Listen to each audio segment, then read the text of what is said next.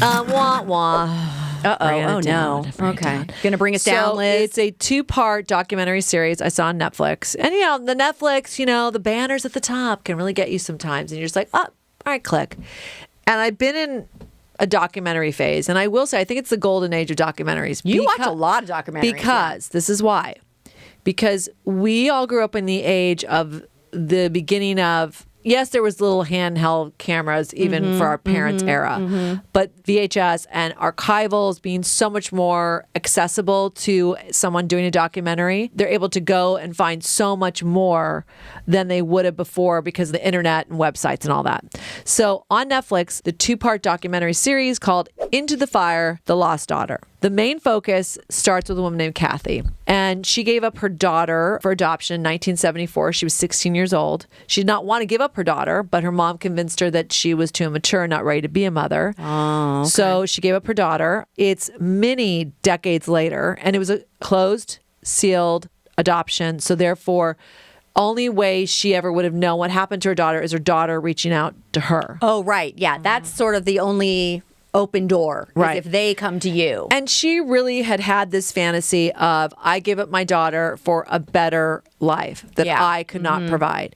So that's what you hope, of course. That gave her some peace. Now, Cathy went on to be accomplished, never had another child, became a nurse, married a great guy that she had been with, and really, although this was a sad chapter in her life and she'd always wondered, she'd sort of put it behind her until she got a letter basically saying, there's been an unidentified body found, and would you submit your DNA to see if it is your daughter? No. And it was like through the adoption agency or something. So she was like, oh, yeah. That is not the reach out that you're hoping for. So she decided, well, yes, just if I can help in any way. And it turns out that's not her daughter. Oh. So then she's thinking, well, where is my daughter? I wonder what happened. And, this is what's amazing. And this is also of this era, because how else would everybody connect other than the websites and Facebook and all this?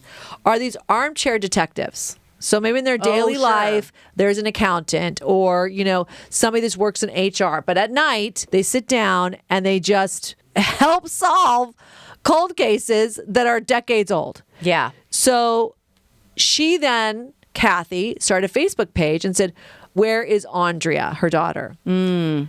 Because what it turns out is her daughter had been missing since she was 14 years old. Oh, no. So something like 30 years had passed or something like that. So it was like, okay, well, where is my daughter? That is the journey you go on with Cathy to find Andrea Bowman, which was her birth daughter. She was adopted by Dennis and Brenda Bowman. We should have been like, the perfect couple, the perfect family. There are so many twists and turns that happened. And really, it's the story of not believing a sexually abused victim when they speak out, the story of lost in the system, smaller towns maybe not having the capability to investigate a crime. Yeah, the resources or whatever. Right? And therefore, like I said, these armchair detectives coming in and putting pieces together.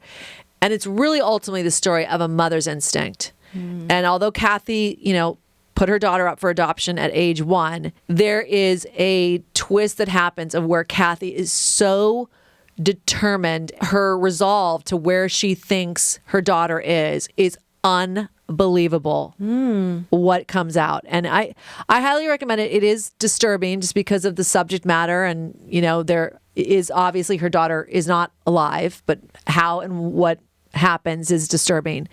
But it goes back to, I think we do our system a little differently, but, it's still, we can always do better.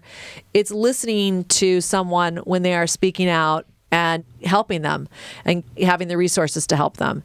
And it's really Cathy's own journey of healing, of giving up her daughter and getting any part of her back and learning about her life and talking to her friends.